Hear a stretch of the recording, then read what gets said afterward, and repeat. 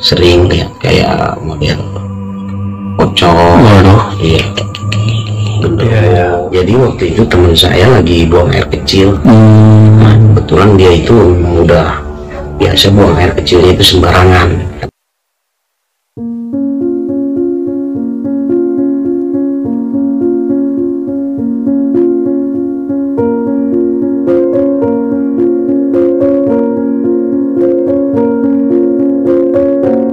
Assalamualaikum warahmatullahi wabarakatuh. Pada kesempatan kali ini bertemu dengan Mang Pesa yang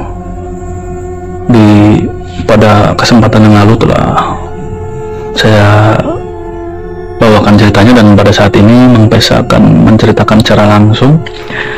Beliau ini adalah seorang security, dan tugas beliau memang jaga malam. Assalamualaikum Mang Pesa, gimana kabarnya? Waalaikumsalam, alhamdulillah baik. Mang Pesa sebagai petugas keamanan security dan khususnya berdinas di malam hari, tentunya banyak mempunyai pengalaman-pengalaman yang berbau horor dan mistis ya. Ya itu mah udah sering lah, udah biasa.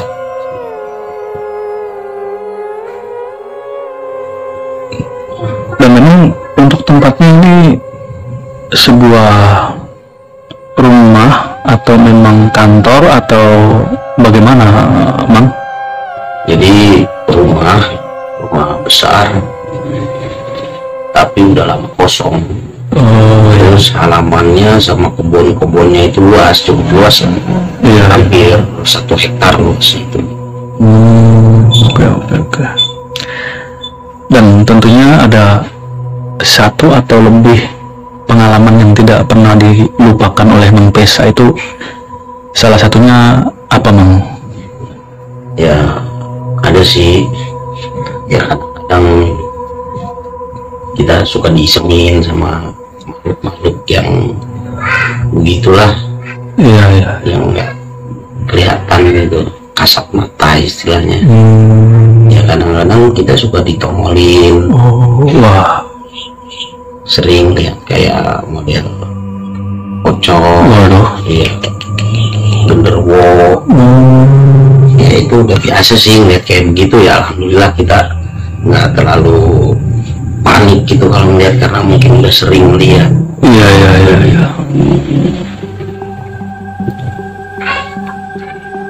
Dan memang makhluknya ini sering menongolkan diri atau memang di saat-saat tertentu ya?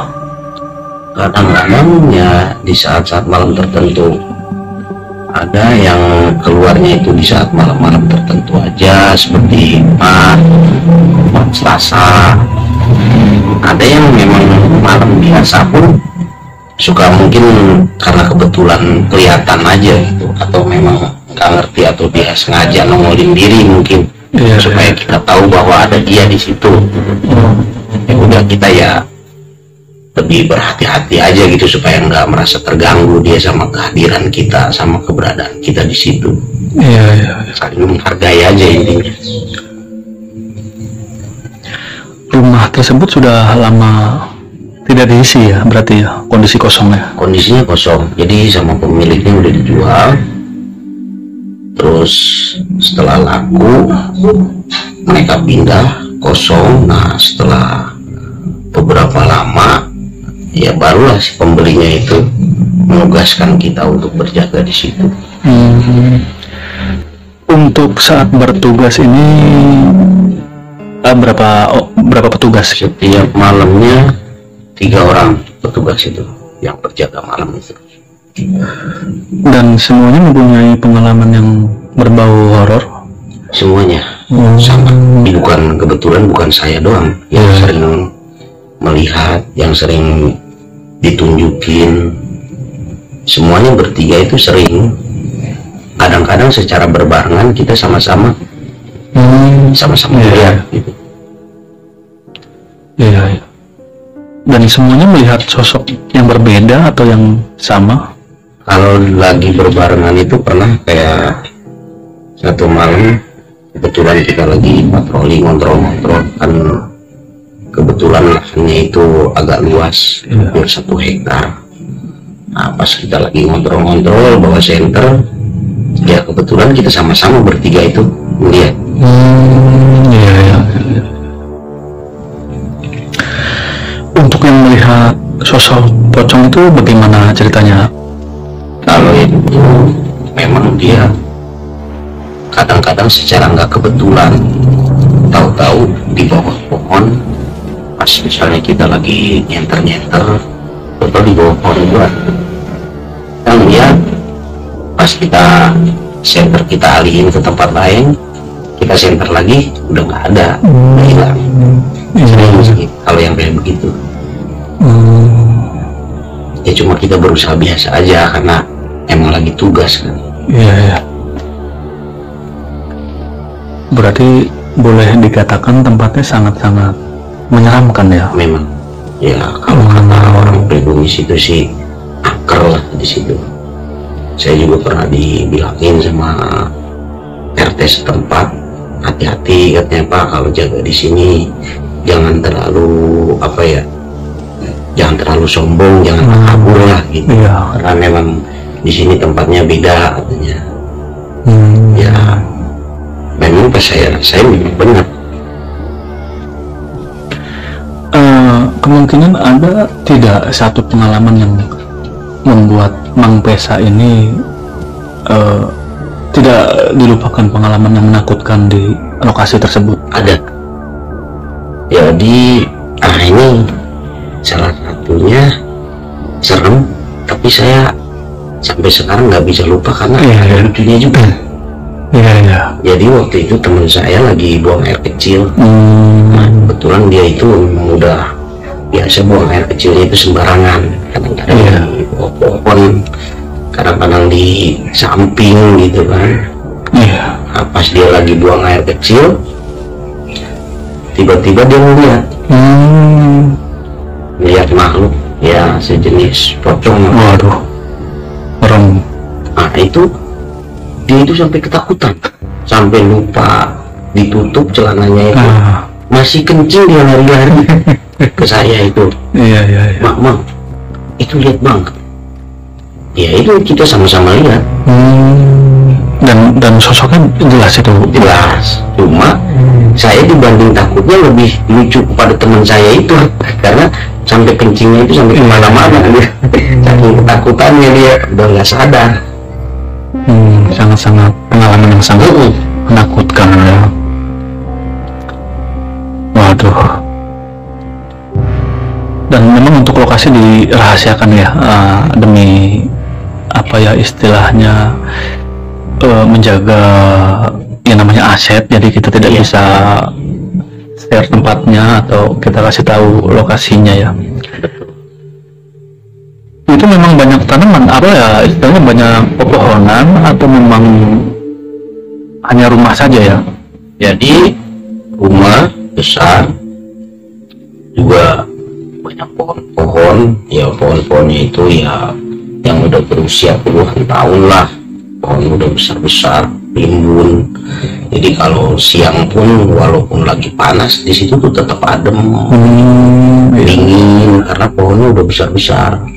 Pohonnya juga seperti pohon nangka, sawo, seperti pohon manggis, pohon duren, ya, seperti pohon-pohon itulah. Iya. Terus banyak juga pohon yang kalau orang bilang pohon kantil atau pohon cempaka. Itu banyak juga pohon kantil di situ.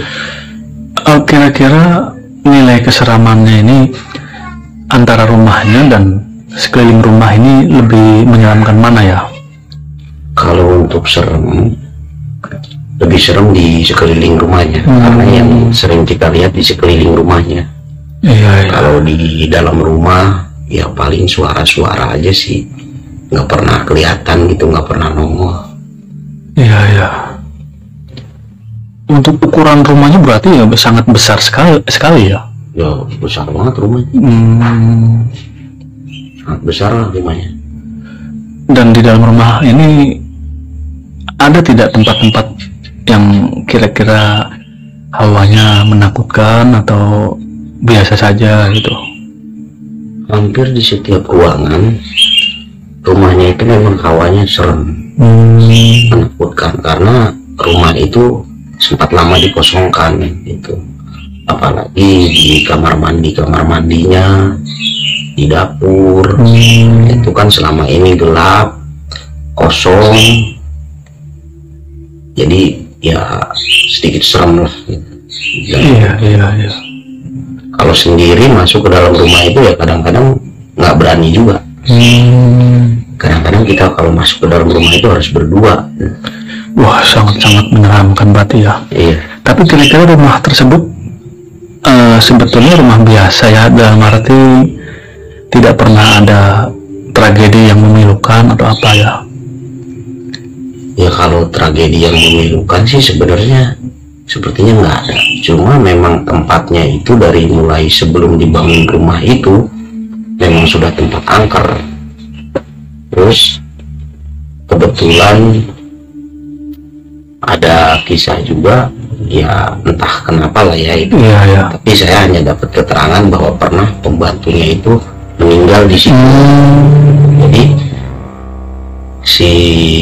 saya ingin menceritakan sampai ini ya, sampai merinding ya. Si sosok pembantu ini sering terlihat, sering hadir. Iya. Karena ya entah kenapa lah meninggalnya itu saya kurang jelas. Iya. Tapi yang jelas pernah pembantunya itu meninggal di situ. Jadi ya yang sering hadir kalau di dalam rumah ya itu.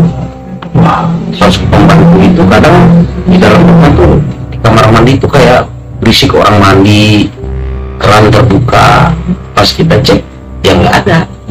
Kayak di dapur tuh kayak ada suara orang cuci piring, suara orang masak. Tapi pas kita kontrol ke situ, kita cek ya memang nggak ada orang gitu. Dan sering dengar suara orang ngobrol di ruangan itu, kayak suara perempuan lagi ngobrol. Ya kita cek call center kan, ya memang ruangan kosong, nggak ada orang, ya cuma kita doang berjaga di sini. Ya paling itu yang paling ini sih ya sosok pembantu itu kalau di dalam rumah paling sering nunjukin lah gitu, bahwa dia ada di situ. Iya. Berarti pengalaman yang sangat luar biasa ya, apalagi ketiga-tiganya ini sewaktu dinas malam ini semuanya pernah mengalami dan mempunyai kisah-kisah seramnya masing-masing. Iya, ya. Betul. Oke pemirsa, kemungkinan ya sampai di sini dulu, dan insya Allah di lain kesempatan bisa kita tanyakan pengalaman-pengalaman Mang Pesa yang memang menjadi petugas security di malam hari. Saya tutup, dan saya juga ucapkan terima kasih kepada Mang Pesa yang telah berbagi ceritanya. Tentunya ini ada banyak pelajaran hikmah yang bisa kita ambil dari ceritanya. Terima kasih Mang Pesa, dan saya juga pamit. Saya tutup. Wassalamualaikum warahmatullahi wabarakatuh.